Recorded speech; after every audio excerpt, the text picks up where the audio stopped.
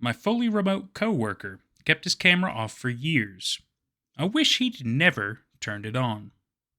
James and I both started working at Keystone Data Analytics in 2019, right before the pandemic. We were pretty good friends. Every Friday, we went out for drinks with a few of the other software engineers. But like most tech companies, Keystone went fully remote in 2020, and James and I lost touch. James always kept his camera off at meetings. For 4 years, I didn't see his face. Then one morning, he turned his camera on by mistake. What I saw was so horrible, I'll never forget it. "Does anyone have any blocks?" Aisha asked during our morning stand-up. "The time series graphs don't look right," James said. "I think there's something going on with the date logs." I was the one who'd written the logging code, so I told James I'd look into it. Keystone developed data analytics platforms for government organizations. We'd recently signed a $1 billion contract to build a new platform for a CIA research project. Everything about the project was very hush-hush. We were all forced to obtain security clearance. James was the only exception. He had all kinds of authorizations that the rest of us didn't have. When the rest of us were forced to return to the office, he was the only one allowed to stay fully remote too.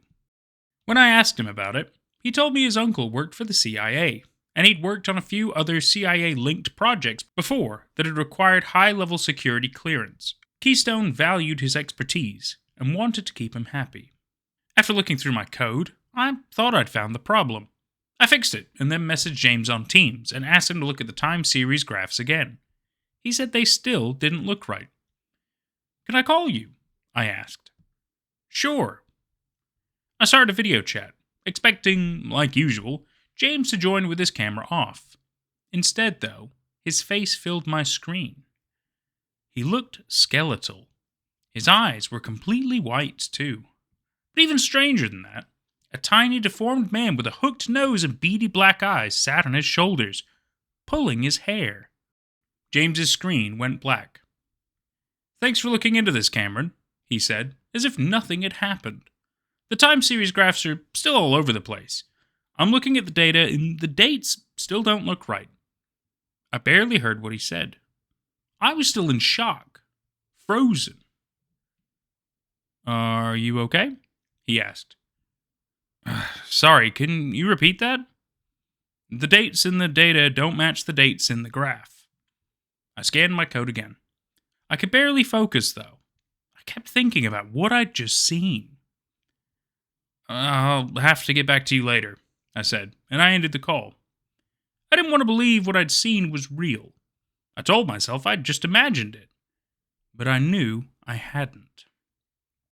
I walked over to our team leader, Aisha's cubicle.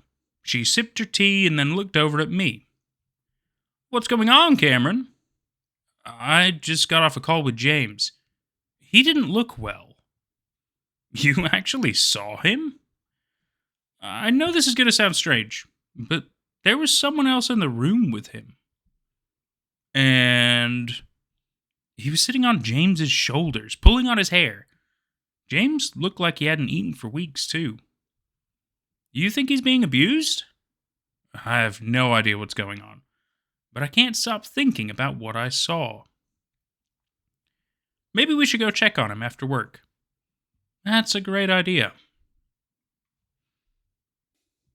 Aisha and I made plans to go to James's apartment building together after work. We got there around 6. I buzzed his apartment. "Who is it?" he asked. "Aisha and Cameron from work," I said. "What are you doing here?" We were in the neighborhood. We thought we'd see if you wanted to join us for drinks." "I'm busy." "I saw you on camera today. I saw that other person too. Aisha and I just wanted to make sure you were okay." "Sorry, that was my nephew. He was just playing around. I'm watching him while my sister's out of town." "If you could just come downstairs and talk to us for a minute," Aisha said, "it would make us both feel a whole lot better." He hesitated, but then agreed. He looked even worse in person than he had on camera. Pale and thin, his neck covered with bruises. "What happened to your neck?" Aisha asked him. My nephew loves to jump on my shoulders. He thinks it's hilarious." The person I saw on Teams really didn't look like a kid, though, I said. Could I use your phone for a second? He asked. Sure. I unlocked my phone and gave it to him. He repeated, "Don't think," while he quickly typed a short message and then gave the phone back to me. "I need to get back upstairs," he said. He walked back to the elevator. When I turned around, I noticed the back of his neck was bleeding. "What did he write?" Aisha asked me. "Call my uncle. Chimera 3 is loose." We both felt uneasy, but we decided to go home after agreeing we'd try to track down his uncle's number at work the next day. By the time I got back to my apartment, it was late, close to 9 p.m. I hadn't eaten dinner yet, and I was starving, so I ate some instant ramen quickly and then went right to bed. I couldn't sleep, though. I just laid there, staring at the ceiling, thinking about James, wondering what was going on. At midnight, my laptop blew up with hundreds of Teams and Slack message notifications. Our platform must have crashed, I thought. The CIA is complaining, and Keystone wants all hands on deck. I ran to my laptop and logged in, only to see that all the messages were from James. "I need to talk to you," he'd written over and over. I called him. His pale, skeletal face appeared on my laptop, his eyes completely white. That strange man sitting on his shoulders, riding him like a horse. "You're scaring me," I said. "You need to mind your own business." The strange man mouthed the words, and then James spoke them. "If you bother us again, you'll regret it." He ended the call. The next morning at work, I told Aisha what had happened. "Should I tell HR?" she asked. "Let's try to get a hold of his uncle first." "I think he used his uncle as a reference on his job application. I should have his uncle's number on file somewhere." Aisha found the number and gave it to me. While we were talking, James sent her an email, saying he was going to miss the morning stand-up. He'd come down with a flu and was having trouble getting out of bed. "Hopefully his uncle can help," she said. I called James's uncle as soon as I got back to my cubicle. He didn't answer, so I left a message. "My name's Cameron. I work with your nephew James. He's been acting very strange lately. I'm worried he might be in trouble. He asked me to call you. He said Chimera 3 is loose." I left him my number and then tried to catch up on work. At 5, I left work and took the subway home. A middle-aged man with a buzz cut stood on the steps to my apartment building. "Cameron?" he asked. "Oh, are you James's uncle?" "Roger." He shook my hand. "Let's go talk somewhere a little quieter." We walked to the park across the street. Then we sat on a bench far away from the playground. "You need to tell me everything you've seen," he said. It was just a few seconds on a Teams call. I told him about the man on James's shoulders, how James looked. "How long has James been acting strangely?" he asked. "I didn't notice anything was wrong until yesterday." "I need you to come back to his apartment with me. You need to try to get him outside again." Roger had parked nearby. He took me to his car and then drove us to James's apartment building. I buzzed James's apartment again. "Who is it?" he asked. "It's Cameron." "What do you want?" You called in sick today. I wanted to make sure you're all right." "I'm fine." One of James's neighbors went into the building. Roger and I went through the front doors behind her. Then we took the elevator upstairs to James's apartment. "I'm going to wait back here," Roger said. "Try to get him out of the apartment." I went and knocked on James's door. "What?" he asked. "It's Cameron. I just want to talk for a minute." "Leave me alone." "Why can't you just tell me what's going on?" Suddenly, James's door swung open. James grabbed my arm and pulled me inside. For a second, that tiny, deformed man's beady eyes pressed against mine. Then a horrible ringing filled my ears. Pressure built inside my skull until my brain felt like it would explode. The tiny man ran into the bedroom and then jumped through the window and ran down the fire escape. "Get back here, Kevin!" Roger yelled. He ran to the bedroom window, but decided not to chase after him. Roger came back to James. "How is he?" "He doesn't look good," I said. He knelt and checked James's pulse. His face turned pale. I stared at his body. I'd never seen a dead body before. I felt strange to be looking at one. I wasn't sure how to react, so I just told Roger I was sorry. The police arrived. Roger explained what had happened. Then he offered to give me a ride home. During the car ride, he explained what he could. Kevin is a weapon that escaped from us. He's a parasitic empath. He has the ability to latch on to people, read through their minds, and influence their behaviors. Who knows how long he was attached to James? To drain his mind like that, he must have been attached to him for years. He shook his head. The next few days, you need to be very careful. Kevin will be looking for a new host. If he had a chance to scan your mind at James's apartment... He trailed off. I went up to my apartment, shut all the blinds, and turned off all the lights. I lay in bed and tried to get a bit of sleep, but I didn't sleep at all. Next morning at work, I went to Aisha's cubicle, but I didn't see her there. Right before our morning stand-up, our project director sent out an email saying Aisha was out sick and the stand-up was cancelled. I messaged Aisha on Teams. I hope you're not too sick. Do you have any time to talk? She wrote back right away. I'm still throwing up. If I feel better, though, I'll call. I tried to get some work done. With everything that happened to James, I'd fallen pretty badly behind on things. I worked right until 7. Then I clocked out and went back home, ate dinner, and then sat in front of my TV, watching an NBA game. Near the end of the first quarter, I started to feel strange. Sort of lightheaded, but there was pressure inside my head too. I went to the bathroom, swallowed 2 Advils, and then decided to just go to bed. The next morning, Aisha was back to run the morning stand-up, but she was working from home and kept her camera off the whole meeting. After the meeting was over, I messaged her on Teams. Do you have any time to talk? Sorry, but I'm swamped with work. I need to catch up on some things. I'd tell her about James later. I didn't really know how I was going to tell her James was dead, anyway.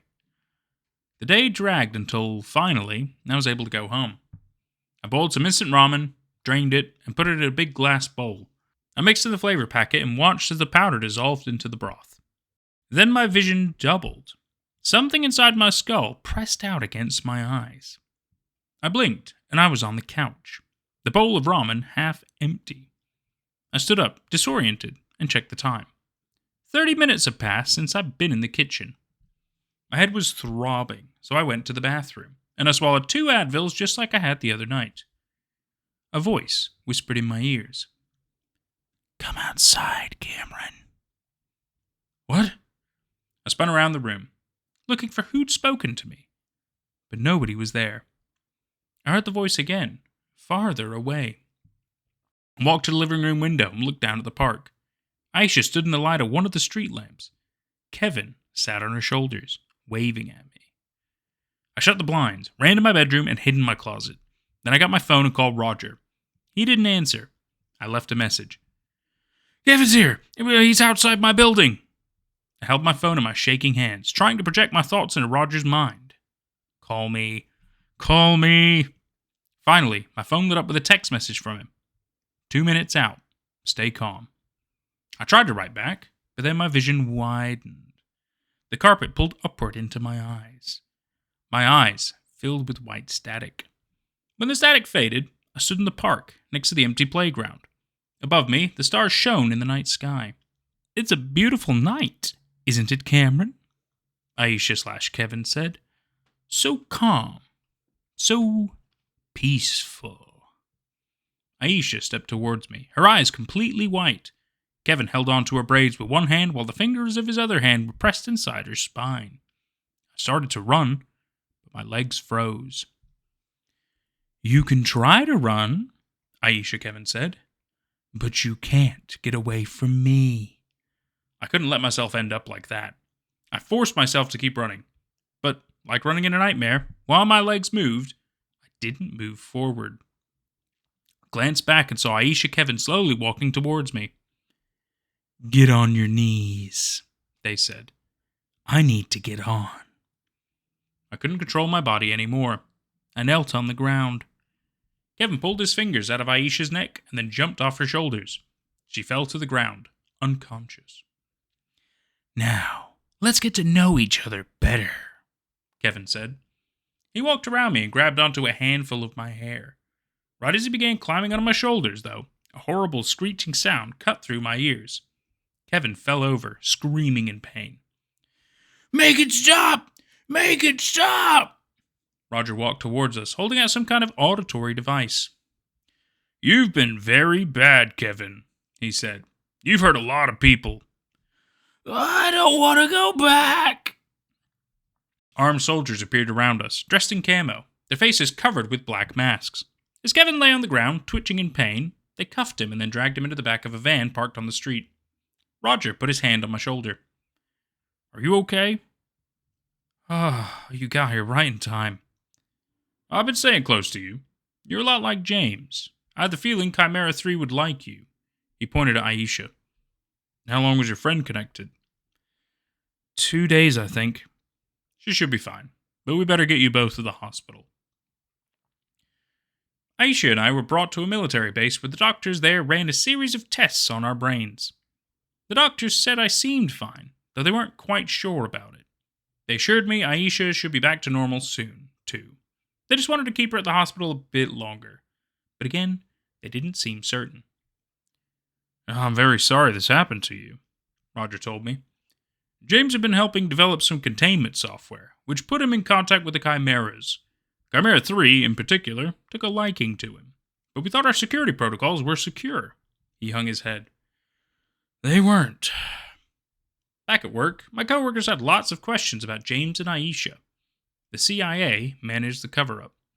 The story they had given Keystone was that James had left for another job in Florida, and Aisha was away on sick leave. I went along with the story. I said I didn't know anything that Keystone didn't. After leaving the hospital, for the next few days I had a pretty bad headache. But then my head started to feel better. The only problem was that, every now and then, time skips ahead again. I lose 30 minutes to an hour. During the gaps, I've done things I don't remember doing. It's terrifying, but I hope the time gaps go away soon too. If they don't, I don't know what I'll do. But at least I'm not alone. At least I have Aisha to talk to about all of this. We're in this together. She called me today to tell me she's finally out of the hospital. She's taking a bit of time off before going back to work, but she's feeling a lot better too. We're supposed to meet for coffee tomorrow. I just hope it was really her I talked to, and not just a voice in my head. Urgent. 2-week pet sitting.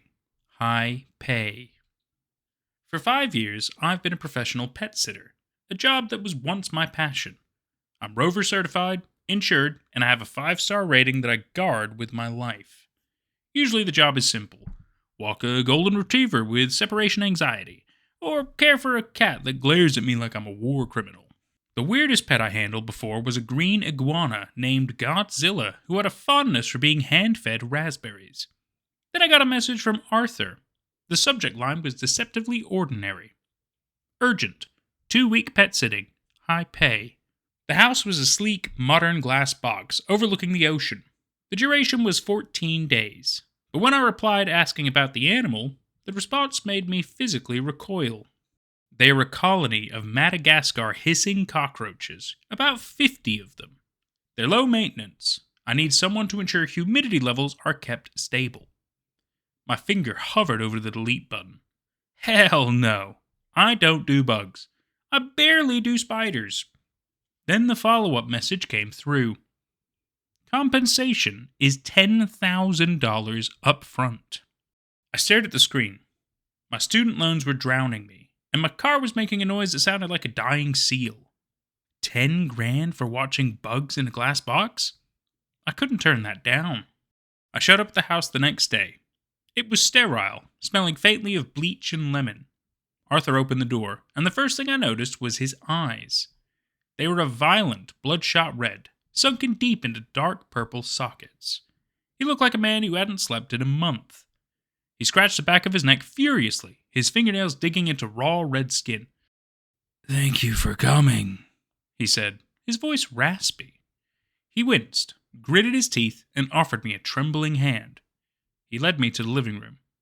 On the coffee table sat a massive, heavy-duty glass terrarium. Inside, a dark, shifting mound of black and brown carapaces moved sluggishly. There weren't too many of them, maybe 40 or 50 large ones. Humidity at 80%. I have fresh vegetables and oats set aside for them, Arthur said, rushing through the instructions as if he were holding his breath. He handed me a heavy brass key. Feed them every hour. Make sure to, and never leave them alone, he said before clenching teeth as his nails dug into his hand. He let out a long, shuddering sigh of relief. Take good care of them. And then he practically ran out the door. I locked up behind him and turned to the tank. I leaned in close. They were grotesque, their armored backs shining under the heat lamp. I checked the lid. It was heavy mesh with industrial clamps. It was shut tight. I crouched down and pulled open the cabinet doors beneath the tank stand. The shelves were stacked with gallon-sized Ziploc bags, each one stuffed with freshly chopped kale. Next to them were various frantic handwritten notes. I grabbed the nearest bag and popped it open. Easy money, I whispered to myself. I fed the roaches a handful of kale. My face wrenched at them as they fed. They scuttled over one another, hissing and snapping, fighting for chunks of green. I glanced at Arthur's scribbled notes. Feed every hour. That sounded like overkill. A quick Google search confirmed that most of these colonies only needed food a few times a week. You guys can wait, I muttered. I wasn't about to be a butler to a box of bugs. I finished up and headed to the guest bedroom. Arthur's bed was absurdly comfortable, but the house was dead silent. Too silent. The quiet felt heavy, like it was pressing against my eardrums. I took out my phone. The blue light washed over my face as I doom-scrolled Reddit for about an hour. Eventually, my eyes grew heavy. I put my phone on the light stand and drifted off. A few minutes later, my eyes snapped open. It was coming from inside the walls. At first, I tried to ignore it, telling myself it was just the house settling or maybe a mouse. But it got louder. It sounded like thousands of tiny, dry legs rasping against the drywall. I sat up, heart pounding, and turned my gaze toward the noise. Instantly, it stopped. I waited. Silence. I lay back down.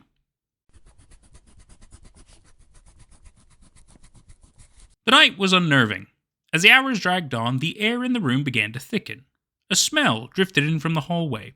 It was pungent and earthy, like wet mud mixed with something sweet and sickly, like rotting flesh. The scuffling started again, weaving in and out of my dreams. Somehow I managed to pass out from pure exhaustion, but it wasn't a peaceful rest. I woke up feeling like I hadn't slept at all. My head pounded. I dragged myself out of bed and walked into the kitchen to make coffee, desperate for caffeine.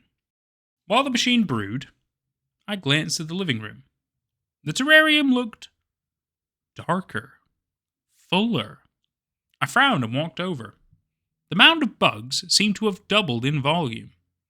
They were pressed against the glass, their antennae twitching frantically. Maybe they just woke up, I thought. Maybe they puff up or something. I turned back to the kitchen and froze. There was a roach on the marble countertop. It was huge, the size of my thumb. I yelped, grabbing a paper towel. I crushed it, feeling it crunch underneath my finger, and threw it in the trash. My heart was hammering. I ran back to the tank. The clamps were still locked down tight. The mesh was intact. How the hell did you get out? I muttered. I reached for the bag of vegetables to feed them, but my hand stopped halfway. My stomach curdled at the sight of them. They were pressed tight against the glass, their tiny legs scrabbling against it. I couldn't open that lid. Not now. I felt like if I even cracked it an inch, they'd spill out through the mesh like an ocean. I turned away, desperately looking for a distraction. I opened the cupboard above the stove. It was nearly empty, save for a box of generic store-brand bran flakes. It wasn't my taste, but it would do. I ripped the cardboard tab open. Dozens of small roaches were scrambling inside the box, climbing up towards the rim. I jumped in shock and reflectively hurled the box across the room. It slammed against the refrigerator, showering the floor with stale flakes. Just stale flakes. Was I going mad? The sight was still vivid in my mind. I couldn't have just imagined it. My appetite had vanished. I didn't want to be near the terrarium for the time being. I went about my day, headphones in, trying to pretend it didn't exist. But by evening, the situation had spiraled into madness. I was sitting on the couch when I heard a sound, like rain falling on dry leaves. Skitter, click, hiss. I looked down. A pool of roaches was spreading out from the base of the terrarium stand. It defied physics. There was no way that many bugs could fit in the tank, let alone squeeze through a locked lid. The black puddle grew, expanding across the white rug, moving toward my feet. Panic, cold and sharp, seized my chest. I scrambled onto the couch. "This isn't real," I gasped. The floor was disappearing under a carpet of black shells. I fumbled for my phone. I needed proof. I needed to send this to Arthur or Animal Control or someone. I snapped a photo of the living room, my hand shaking so hard I almost dropped the device. I looked at the screen to check the picture. The floor was empty. In the photo, the white rug was pristine. The terrarium sat quietly on the table. There were no roaches. I looked up from the screen. They were climbing the legs of the couch. I screamed. I dropped my phone and sprinted for the bedroom. I slammed the door, then shoved a chair under the handle and stuffed a towel into the crack at the bottom. I sat on the bed with my knees to my chest, hyperventilating. I was losing my grip on reality. I thought it could be carbon monoxide poisoning. Or stress. It just couldn't be real. I curled up under the duvet, praying that if I just slept, my brain would reset. I was shaken awake by an unnerving sensation. I felt a tickle at first. Then it became a light, frantic movement. On me. I threw the covers off and stood up, slapping at my arms. A roach fell from my elbow to the floor. Another fell from my hair. But the tickling didn't stop. It was deeper. I felt a flutter beneath the skin of my forearm. I stumbled into the bathroom, flicking on the harsh fluorescent lights. I looked in the mirror and screamed. My face was pale, but my eyes were beginning to turn red. I felt a sudden violent heave in my stomach. I fell to my knees in front of the toilet and retched. It wasn't bile that came up. 3 large, wet, hissing cockroaches splashed into the toilet bowl. They began to paddle frantically in the water. My hands fell into the sides of the toilet. I grasped for air. My throat still felt clogged. I looked down at my bare arms. Distinct oval outlines rippled through my skin, crawling through the muscle, tunneling under the epidermis, fighting for space. It felt like a fire was lit beneath my skin. I scratched viciously. My nails tore into my forearms, desperate to get them out. But that only made them burrow deeper. I rushed back to the bedroom and grabbed my phone. I dialed Arthur. It rang for a few seconds. "Hello?" His voice was clear, well rested. "You have to come back!" I screamed, my voice breaking as if I felt something crawling up the back of my neck, just under the hairline. I can't do this. I'm sick. Something is wrong with your pets. They're inside me." There was a pause on the line. I heard him take a deep, luxurious breath. "They're yours now," he said, his voice low with ice. Click. The line went dead. I dropped the phone and raised my hands to my neck, digging my nails in, and began to scratch. I drew blood, but the sensation of 1,000 tiny legs churning beneath my dermis only intensified. I fell to my knees, sobbing, my vision blurring as the room seemed to fill with the chittering sound of the colony. Then, through the haze of pain, a memory snapped into focus. Arthur's raspy, frantic voice. "Feed them every hour." I had ignored it. I had thought I knew better. I scrambled up from the floor, gasping for air. I rushed toward the living room, wading through the sea of black bodies that covered the floor. They crunched under my bare feet, slippery and sharp. But I ignored the revulsion.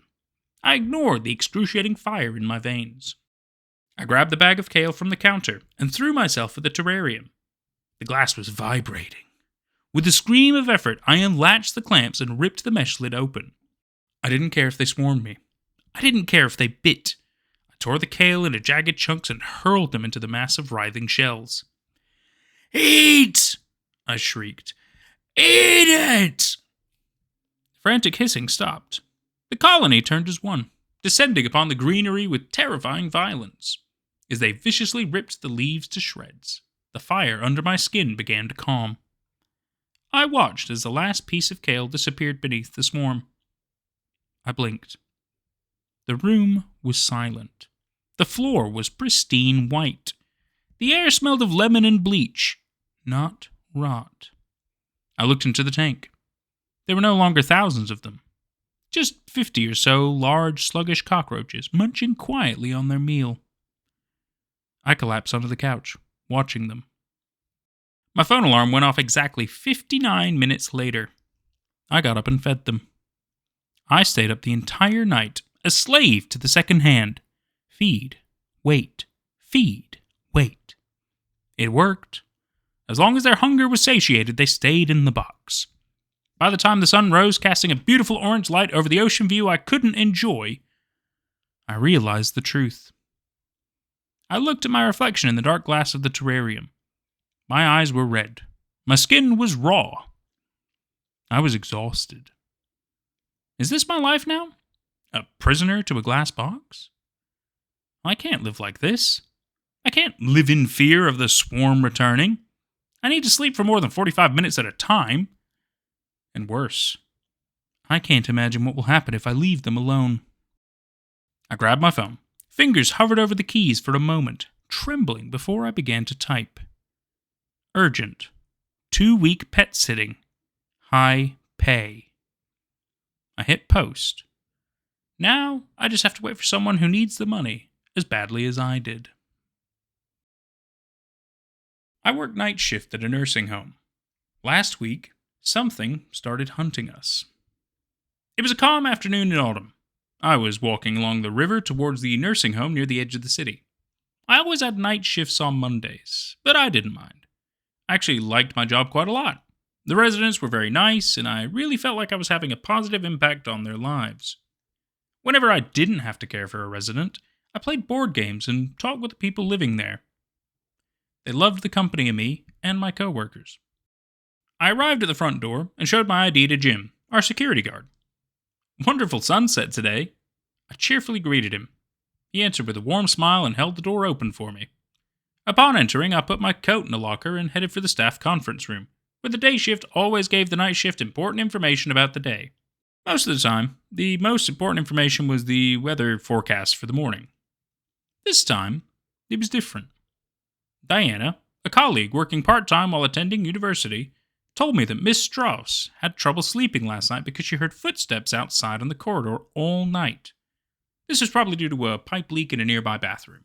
The water dripping on the floor could almost be mistaken for footsteps. After chatting a bit, the day shift started leaving. I was left with 2 other night shift colleagues. Normally, we would be 5, but the others had called in sick, so we had to work a bit harder tonight. After doing a routine check on all residents, I headed for the dining room along with most others. I talked to a group of old ladies about the latest celebrity gossip, as well as Mr. Garcia, who proudly presented me with the scarf he had crocheted over the last couple of days. It was always very nice chatting with these wonderful people. I saw Miss Strauss in the corner of the room and sat down next to her. She looked exhausted and a bit frightened. I tried to start a conversation to distract her, but she stayed silent. After sitting there for a minute, she started talking. Her hand was twitching.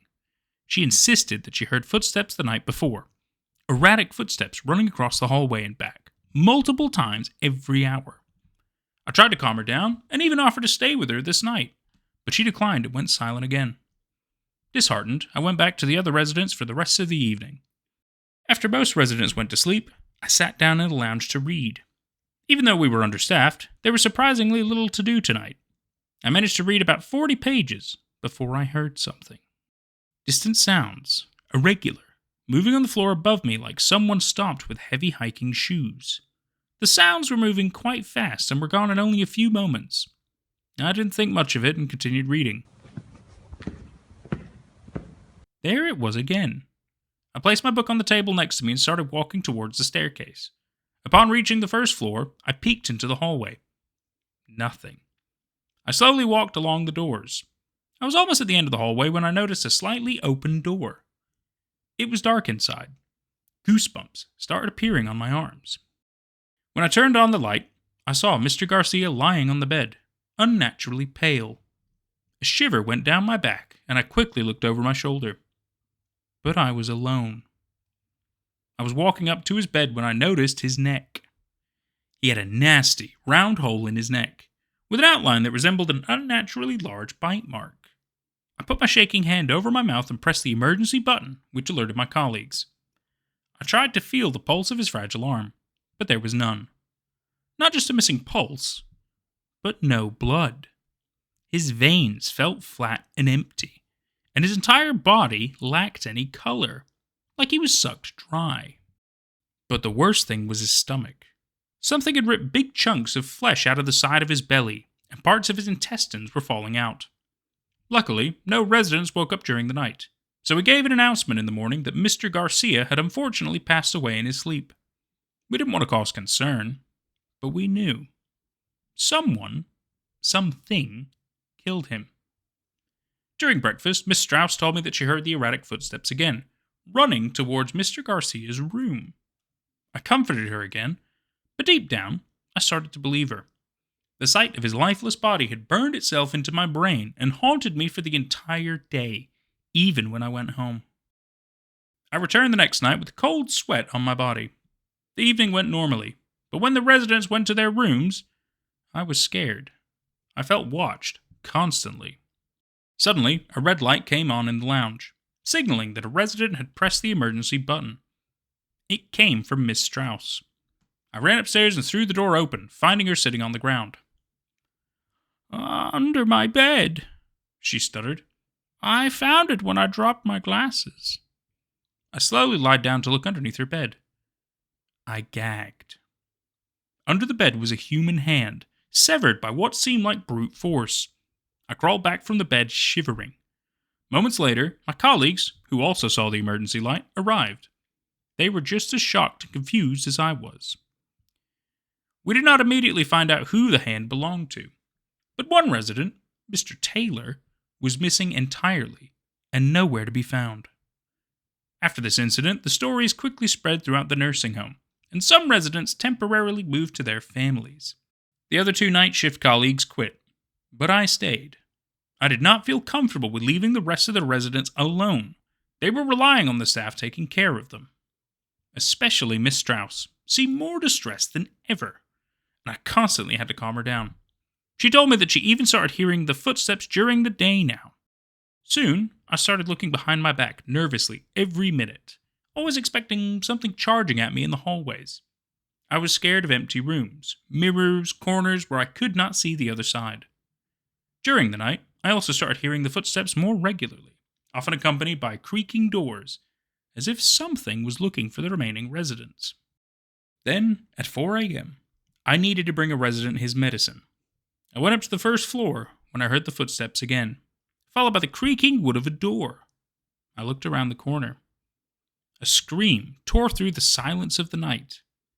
It came from Miss Strauss. I burst through the door. Miss Strauss looked like she would have a heart attack any second. Her right arm was covered in blood. I quickly looked around, but I only saw an empty room. But an open window. I sat down on the bed and asked her to breathe with me to calm down. After 10 minutes, I asked her to tell me what happened. She described a pale, hairless creature with unnaturally thin and long limbs sneaking through a door with blood dripping out of its mouth. The creature had climbed on the ceiling over her bed, while the blood dripped down on her arm. Just when it tensed up to jump at her neck, it suddenly crawled towards the window when I came towards her room. I was very relieved that the blood on her arm wasn't hers, but I soon realized that it must have come from somewhere. Someone. I frantically checked every room until I found the source. Jeff, our security guard, was lying inside the broom closet of the first floor. His pale arms were pointing away from his body in unnatural angles. His mouth was wide open in a silent scream. I slowly walked backwards. It was too much. I wanted to get out of there, even if there were still other residents left. The day shift would take care of them. I ran towards the exit, pushing an emergency door open. I heard the buzzing of the door alarm, but I ignored it. I ran across the grass to the courtyard towards the street when a wave of guilt hit me. I was thinking about Miss Strauss. I would leave her alone if I ran away. I stopped and looked back towards her window on the left side of the building. I saw her standing at the window, blood dripping from her mouth with an unnaturally wide smile. 3 more tales of woe, this time about oddities at work. What incredible little stories, all different in their own way. What did you think of them? Which one did you like best? Do you think you could have survived all of these encounters? I think I would have struggled with the roaches, personally. That's, especially coming out of your mouth, too much. That's just me, though. Do you like our new format? Please let me know down in the comments below your thoughts, feedback, ideas, suggestions, etc., etc. What would you like me to read next or cover? Perhaps there's a real tale of horror that you'd like me to talk about. I have thought about maybe looking into some weird, mysterious stories, that's for sure. Thank you so very much for watching. This has been Nate at Night. Please be sure